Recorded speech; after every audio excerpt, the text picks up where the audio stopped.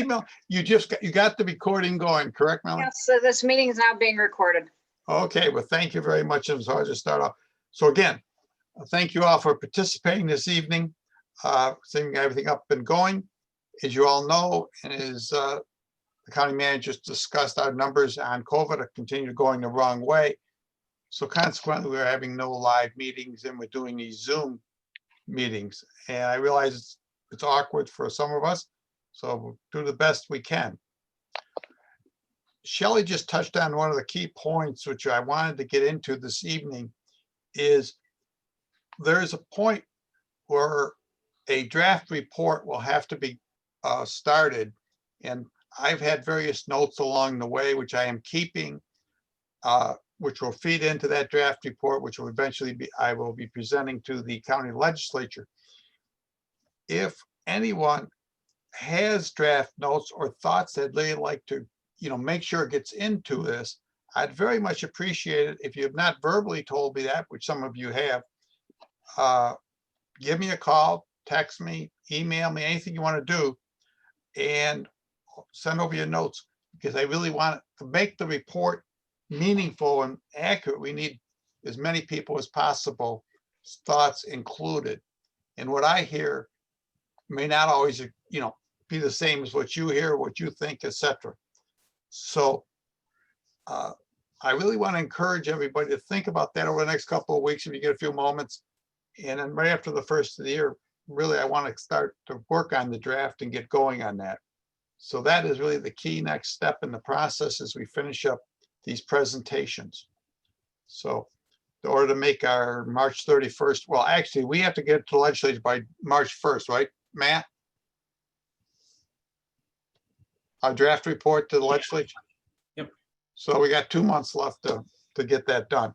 So with that, I would really like to solicit any comments. Is there something that anybody would like to add now, either on things that we've already heard or data or information you'd like to have presented before we get into, the draft report?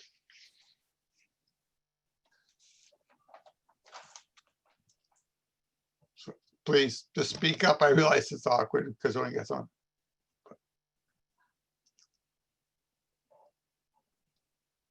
Okay.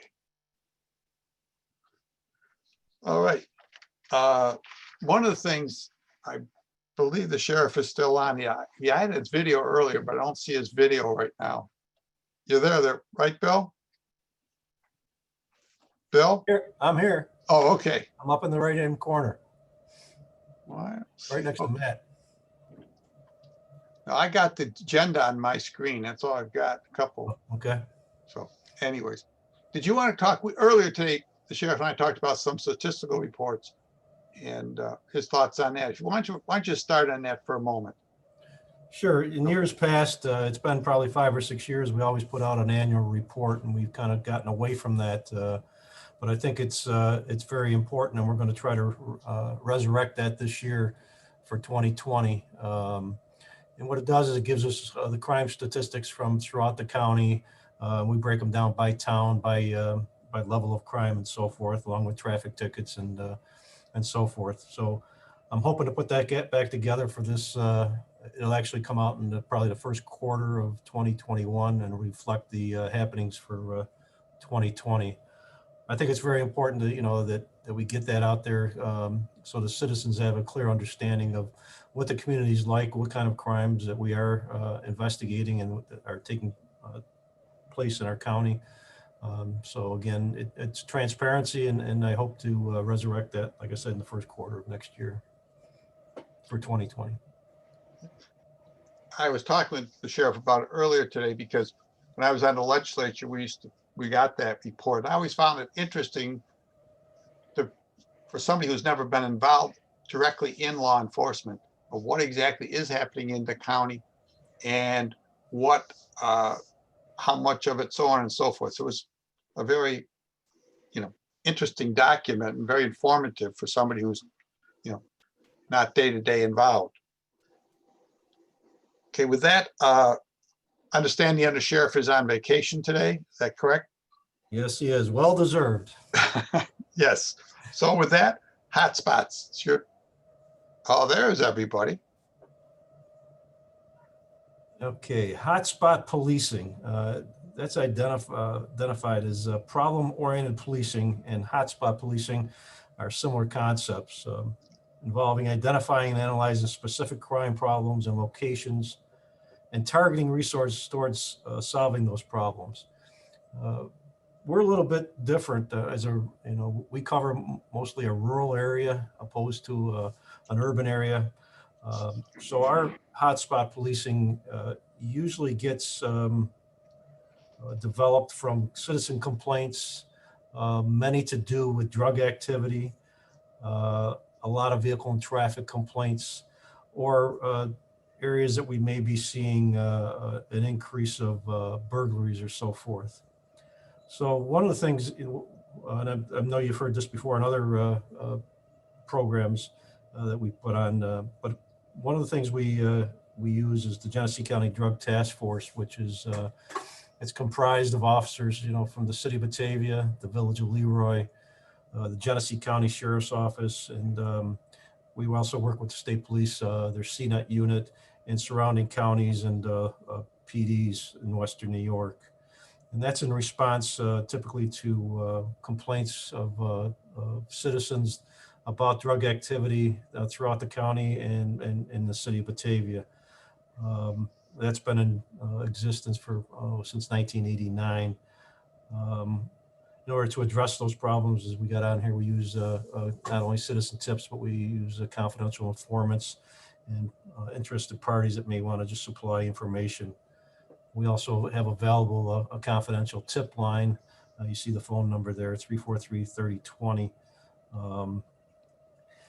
And that's usually where we develop a lot of the information regarding drug activity. Again, that's a targeted hotspot policing that we address here in Genesee County. We also address particular patrols, dedicated patrols along known travel routes for drug trafficking. And we also have a patrol assigned to a hotspot, which is what we call the core detail, which is Veterans Memorial Parkway and that area of all the big box stores and so forth, where there seems to be a tremendous amount of traffic, and we do have a considerable amount of theft in that area from those stores.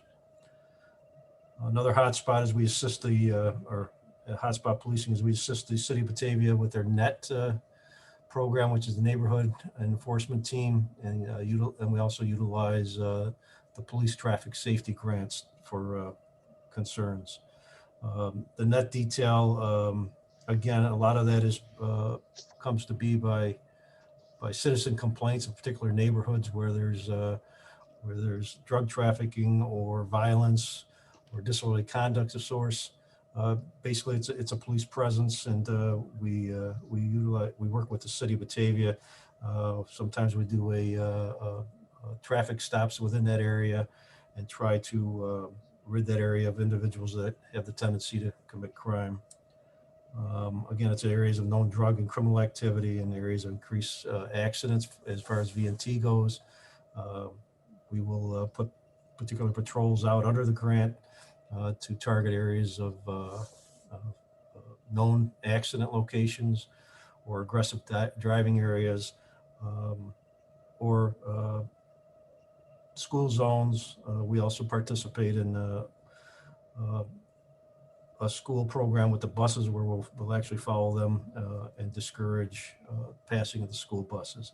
Again, this is much different than what you'd see in an urban area like the city of Rochester or Buffalo, where they have concentrations on violent crimes and shootings and so forth. Quite frankly, we don't have that in this area, thank God. But we do have hotspot policing in areas that we do look at. Another example is our Stop DWI program. Many years ago, Stop DWI was, or DWI was a very common thing. People out there drinking and driving. As a nation, I think we took that on as a major focus, and Genesee County was probably one of the leaders in the nation, actually. We were the leader in the nation as far as the road checks and so forth. That's going way back into the 80s. But that is one that has definitely shown significant improvement over the years because of the dedicated patrols and so forth towards impaired driving. We also participate with Monroe County with MCAC, which is Monroe Crime Analysis Center. Basically it's a sharing of information of individuals that are known offenders of the law. It's sharing information and trying to identify criminal patterns of individuals, burglaries and drug trafficking, and of course Rochester has a tremendous amount of homicides and violent crimes that they do spill over entire areas. At least the suspects come out into this area, so it's a sharing of information. Then we have things like the Village of Bergen Patrol, where the village contracts with us to provide extra patrols in a targeted area in the village for a particular amount of time. Typically it's through the summer months when there's more activity and youth are out and about, and it's more of a deterrence. Than we don't make a tremendous amount of arrests, but it's a deterrence, and also gets the community familiar with the sheriff's office, and the youth of the community get to see the deputies out there on foot patrol and so forth.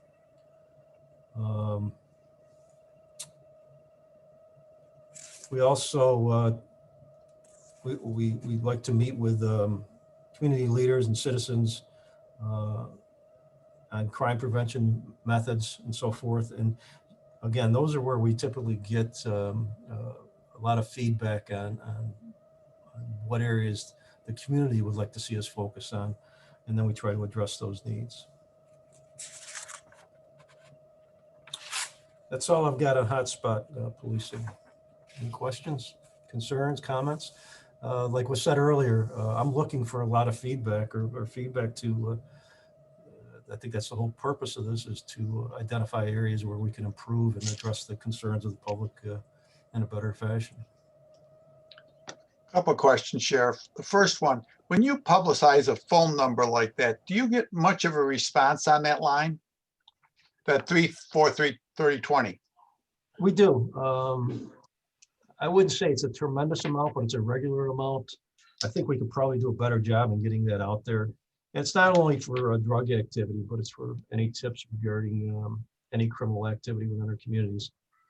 That number's been out there for many, many years. I think we need to reinforce that though, and let the public know through some type of public service announcements to let them know it's out there and that it's just not for drug activity. And second question is, on the hotspots, have you received any complaints about targeting or anything of that nature? When you say targeting specific individuals or Yeah, or neighborhoods or whatnot? No, I've never had a citizen complain about particular targeting a particular area. No. Mm-mm. Others, please, comments? Sheriff Jerry Yater, I did have one question. At the end of your presentation, you mentioned something about meeting with the community to find out what the concerns or hotspots or hot issues or hot buttons that they may have. Is that something you do on a regular basis? Is that, because I've never heard how you do that or when you do that? No, we don't formally hold meetings, but I think that, again, that's an area of improvement we can have. Typically ours are phone calls, sometimes emails, postings on our Facebook page or our web page. But that is something that, or we will meet with business owners at times. I think one of the things that needs to come out of this project here is that we need to develop a program where we meet on a regular basis with the citizens of our county to identify their concerns and about criminal activity and so forth. I think that, yeah, that would be a great idea. It'd be interesting to see what kind of turnout you get. One of the thoughts I had was, and unfortunately I haven't gotten to it, but it's always been on my plate, is there's town board meetings every month, and it would be nice to develop a program where we can get time on the agendas of those town boards anyways, as a beginning to, it doesn't have to be myself or the undersheriff. It could be our regular patrol that works that area to stop in, let them know what the activity is going on in their communities, and then vice versa, receive feedback on areas of concerns or suggestions or so forth. So again, that would be something I would include in the report, Bob, is that that's an area I think we can definitely improve on. Other questions, comments? Oh, Sheriff Shelley Stein here. If you could, would you talk about the network activity that you have with the city of Batavia? I know that Supervisor Post has quite often talked about that at the GAM meetings, and the fact that we all should be at the table there. So Supervisor Post and Sheriff, I'm going to lead off with that one and listen to your discussion.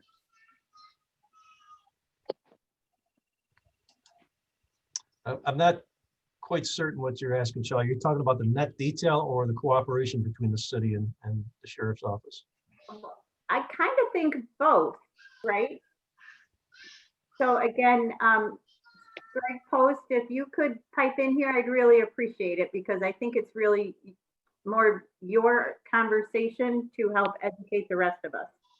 Yeah, I was able to attend a number of meetings that the city of Batavia hosted, looking at, violent crime, and it kind of, interestingly enough, has started 15 months before we were compelled to do this by the governor. It was kind of along the same trends. We had 30 people in a room. I was pleased to have been invited by the city of Batavia to sit in, participate. Had landlords and pastors and public defense and prosecutors and landlord. I mean, we had a well-rounded group, code enforcement people. And I think everybody came out of that so much more informed. And there was always a participation by the Genesee County Sheriffs, as well as the New York State Police and probation and parole, mental health. I mean, it was a very, in my opinion, an extremely valuable meeting, because everybody came out of it so much more informed than any of us had ever been. And I've lived in this community, my whole life. And I came out of it so much more informed, and I had a similar conversation with all the participants. So as we're working through this, that collaboration, and moving forward, I think it can only enhance our community, both the county and city, to continue having meetings like that, where there is a regular opportunity for people to share information. The people who are disenfranchised from law enforcement and apprehensive about law enforcement in general are generally too apprehensive to come and speak, but they will speak to their pastors, they will speak to their community leaders, and those people that can then pass that information and those questions and concerns on. And I think this is a great start. We do have a tremendous sharing of information and cooperation between the city and the county. Yeah, I was very surprised at that. I don't think that that's I don't think that that's publicized enough, and maybe there's a reason for that. But to expand on that and continue to educate all the participants. I know a lot of business owners that listened to some of the dialogue in those meetings and came away 180 degrees from where they started. It's good to hear both sides of that. And you do have an extraordinary relationship. All law enforcement works extremely well together, and has over the 4.5 decades of my service. And I think we can expand on that and leverage that into something beneficial. I agree. We regularly share information. It's an ongoing process. It's just not once in a while. And we rely on each other for support. We do have like I said, we do the net details together. We have the drug task force together. We also have the ERT team, emergency response team, that we work together on. But Genesee County as a whole, I mean, Leroy Police, Genesee County Sheriff's Office, City of Batavia, State Police. I've been around quite a while too, and I don't know if I've ever seen the cooperation as well, as good as it is now. You know, there's limited resources out there for law enforcement. We all work together. We have the closest car concept.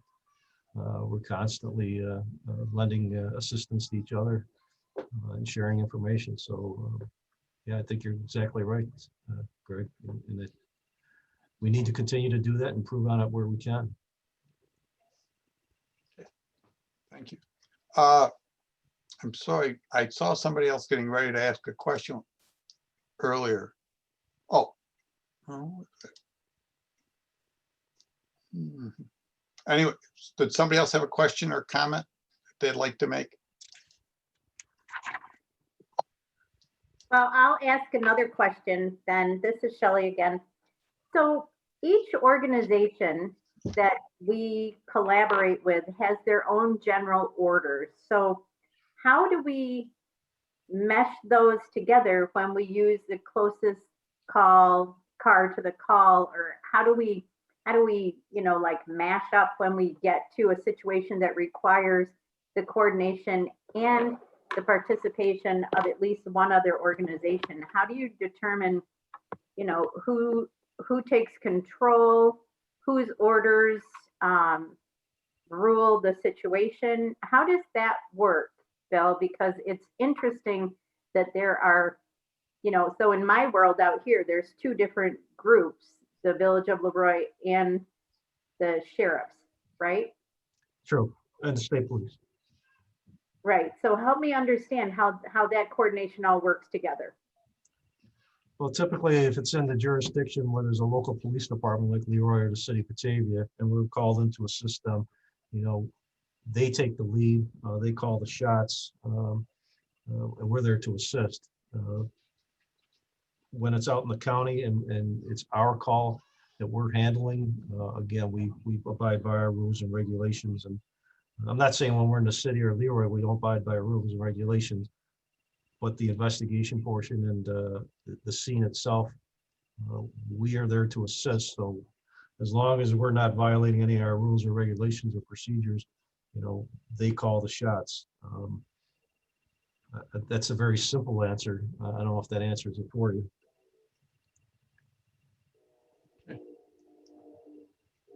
Other comments? Questions at this point? I have a quick question for Bill, please. This is Barbie. Okay. Barb? I would like to know, has the Sheriff's Department ever considered a reward program for any crime tips to maybe boost it, or do you think that it would be a bad idea? No, actually, I think it's a great idea. Years ago, we did have Crime Stoppers involved with us, and there is a Crime Stoppers organization, or whatever you want to call it, out of Rochester that we may be able to tap into. I think it's a good idea, and I'd be willing to pursue that. I do have an individual from the Bergen area actually that approached me on it not too long ago, so that is something we can definitely look at. When you start offering rewards, money talks, and we have plenty of people to come forward without any compensation for it, but again, it wouldn't hurt. Thank you. You're welcome. Any further? Okay, let's go on to topic number 2, focus deterrence. Sheriff? Focused deterrence, again, is a crime reduction strategy that aims to deter crime by increasing the swiftness, severity, and certainty of punishment, usually directed at specific crime problems such as gun violence. Law enforcement can play a role in focused deterrence, but swiftness, severity, and certainty of punishment are primarily determined by actions of the prosecution and the courts. We do work close with the district attorney's office on focused deterrence, but like it says, the call on the severity of the call of punishment or consequences is up to the prosecution and the prosecutor and the courts. We do have focused areas similar to the previous topic there, hotspots. We do have what they call the copper patrols. Basically, it's just putting it's a deterrence. Let's face it, if there's a marked unit sitting where prostitution is going on, I think the prostitution is going away, or at least moving to a different location. Same thing with high crime areas, the Walmarts, the Home Depots, and so forth. We will place a patrol over there as a deterrence. And again, the Genesee County Drug Task Force, I think we've sent a strong message through those actually that get arrested, that Genesee County is different as far as the consequences for drug trafficking here opposed to the city of Rochester or other urban areas. Over the years, county court judges have been harsh with their punishments. Maybe harsh isn't the word, but very stern with their sentences, and it sends a message clearly to those individuals that are coming from outside this area to deal drugs in our communities. We also work on high crime areas.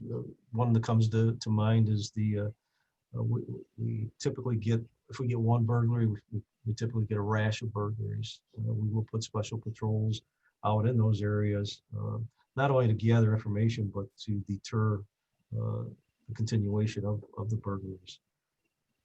We do other things like school bus safety, which I mentioned before. We will escort buses around, again, as a deterrence to show people that you cannot pass school buses when they're loading and unloading children.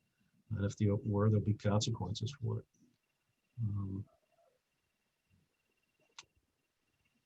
Not a lot more on that. I would be open to some suggestions. We got a request. Linda, what is COPPER an acronym? No, it's just a term that we actually developed.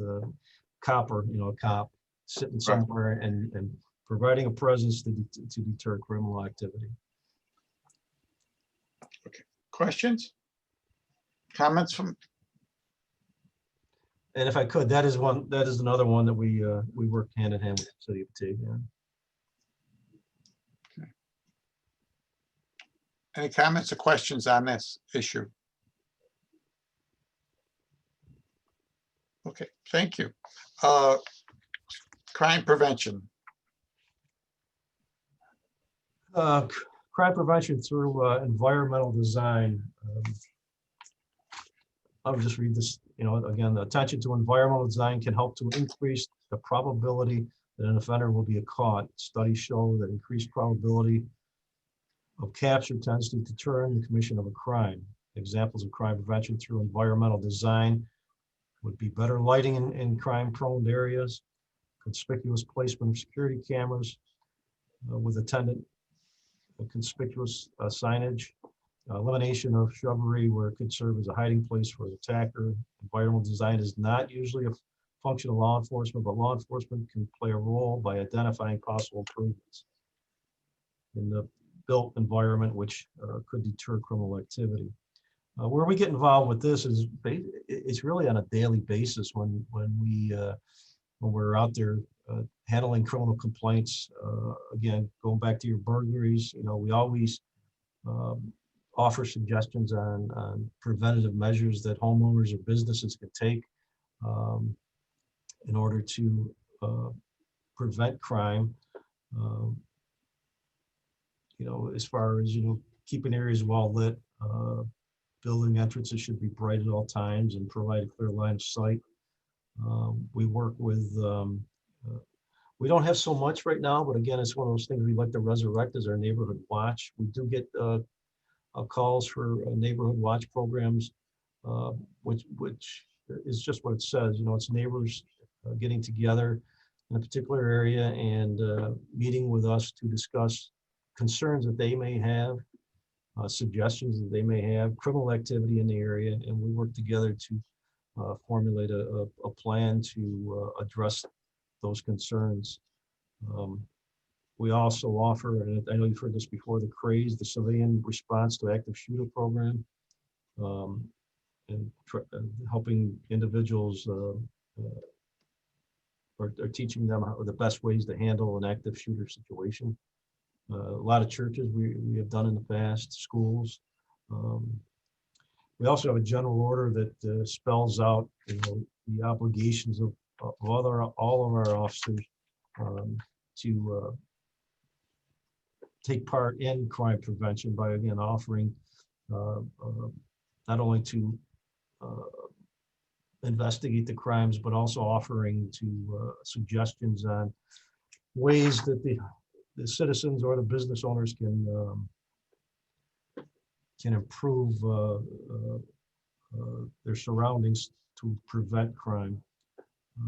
We participate in crime prevention activities such as lecturing at various crime prevention topics. We try to maintain a liaison with individuals in the community and business groups. Following up on referrals regarding crime prevention, evaluating programs initiated, and exchange ideas with other members of the department and other police agencies.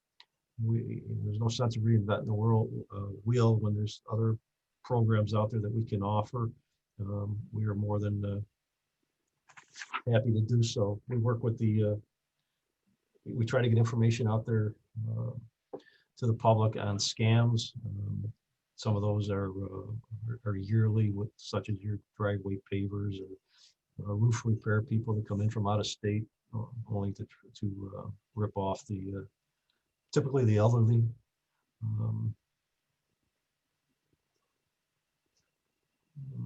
Let's see what else we got here. Again, we have our SRO program in the schools, and I think I mentioned the general order. Crime prevention, again, it was a very hot topic years ago, and we did a lot more then than we are now right now. So again, I would think that would be one that we can definitely work on in the upcoming year. Okay. Questions? Discussion on this, please? Yeah, Bob, I got an email here from Mike Pinella with a question for you, Bill. Mike was asking the question, or it's kind of a statement and a question. Environmental strategies include compliance checks at establishments that sell or serve alcohol. This is a preventative measure. Can the sheriff talk about those and other similar initiatives? I'm glad you brought that up. We do compliance checks. Actually, state police just did one down in, I think it was the Wyoming County area, but we have in the past done the compliance checks. But not only that, we offer a program. The name of it skips my mind. It's a server program for those that are serving alcohol or selling alcohol, and the proper way to look for IDs and the rights that they have to decline serving people that they don't believe are of age or are intoxicated. I think they call it the server program. I could probably ask Sheriff Mayhoff, he's out there, he probably remembers it. We've done it, again, we haven't done a lot in the last 5 or 6 years, but occasionally we get I think the last one, or one of the last ones we did was actually Batavia Downs, where again, they're bartenders and servers were, we provided that program for them on what to look for in IDs and so forth. And at one time, there was actually a program out there that provided a tool. It was a small light that you could use to scan the ID. But yes, we still do go around and check on the retail establishments for selling alcohol and making sure that they're complying and checking IDs and so forth. One time you had a program where younger kids, or I shouldn't say younger, would try to buy tobacco and things. Do you still do that? We haven't done one on tobacco in quite some time. Typically, it's alcohol. Alcohol. But you still have that, you still do that? Some, It's, the alcohol one can be easily expanded to tobacco also. That's not a, Bill, I think doesn't I think the health department does the tobacco, don't they? I can't answer. I don't know. I think Tammy's on They here. do. It's called the ATUPA program, and it's a adolescent tobacco something. I don't know what the acronym exactly stands for, but there's also the Clean Indoor Air Act that checks on establishments, and the health department does that as well. So they're both with the purchasing of tobacco and tobacco products, and checking on establishments that don't have a waiver to allow smoking in their establishment. So it sounds very similar to what we do with the compliance for alcohol. Correct. other questions, please? I'd like to just piggyback on what Bob and Shelley said earlier. I think it's very important, again, to stress that we need input. If there's things that we are covering that you have suggestions on, I'd be more than appreciative of getting that feedback. One of the things that was actually brought up by one of the members here, and it's a great idea, and we're going to try to get it going by next month's meeting, is social media. We know we do have a Genesee County Sheriff's Office website, and we have many links on there to other state agencies and services and so forth. What we really don't have out there is an area for suggestions or complaints and so forth. So we're going to try. It's not going to take a lot to get that up and running, but we will have a link on there for citizens to ask questions, provide information, good, bad, or indifferent, and then we can follow up on that. Bill, when you roll that out, make sure we can link that up on our main Facebook page, just for like a one-time. We'll post it out there, so bring additional attention to it. Absolutely.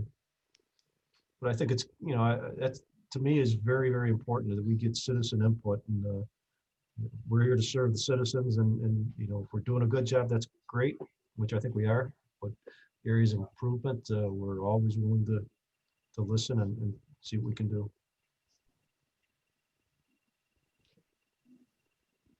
Anything further on this topic, please? Jerry?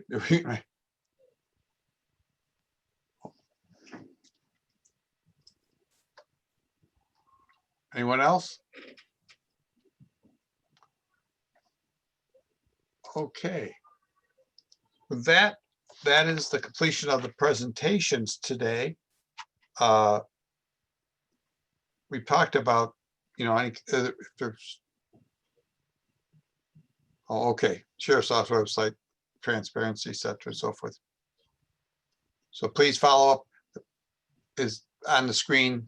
Anyways, prior to next month's meeting, a link will be added to the Genesee County Sheriff's Office website that citizens may utilize to submit comments, suggestions, complaints, et cetera, directly. So we can look for that. And is there any other comments, feedback, et cetera, from anything was said today that we feel we should be following up on?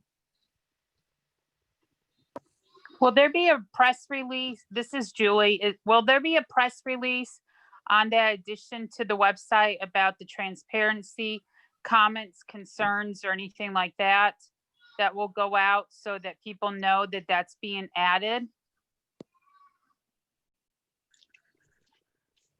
Absolutely. I'm glad you brought that up. Absolutely. We'll get that out there. Again, it's, transparency, trying to, what we're really looking to do is generate more community input. So yes, we will definitely get that out there. And would you be able to do something more about the tip line as well? I've been a resident of Genesee County now probably for about 10 or 12 years. And I am saddened to say that I did not know about the tip line. We have, yep, Okay, we'll put it all in one news release. perfect. Thank you. Thank you. And I think the other thing we can do is, we have other avenues such as WBTA that we have a monthly half hour or 20 minutes, I'm sorry. You know, we'll make sure to get it out there too, and any other ways that we can. And for what it's worth, Mike Pennell was just emailing me again, so he'll cover some of this in his Batavian article as well. Excellent. Thank you. Sheriff, one other question. You made a comment earlier that drug running between Rochester and Buffalo is a certainty as it goes through our county, right? So would you consider that to be one of your hotspot activities? It is. It's not so much between Buffalo and Rochester. I mean, there is shipments that go, you know, as they come out of the west. Actually, they go through Buffalo and into Rochester. But I was referring more to the drug activity that a good percentage of comes out of Rochester into Genesee County, into the city of Batavia and so forth. So we know that is a hot spot, and we know the avenues that people take. So we do try to concentrate on those areas to curtail the shipments of narcotics into our county. Thank you. Any further? Okay. Our next meeting will be 2 weeks from this evening, the 4th of January. The next 3 points are on your agenda there. Violence prevention, model policies and guidelines, and standards promulgated. So I do appreciate everybody taking the time this evening. If there's no further discussion, I wish everybody a Merry Christmas, a Happy New Year, and see you in 2 weeks from now. Thank you. See you in 2 weeks. Thank Happy you, everyone. holidays, everyone. Okay. Bye, thank Yeah. you. Thank you.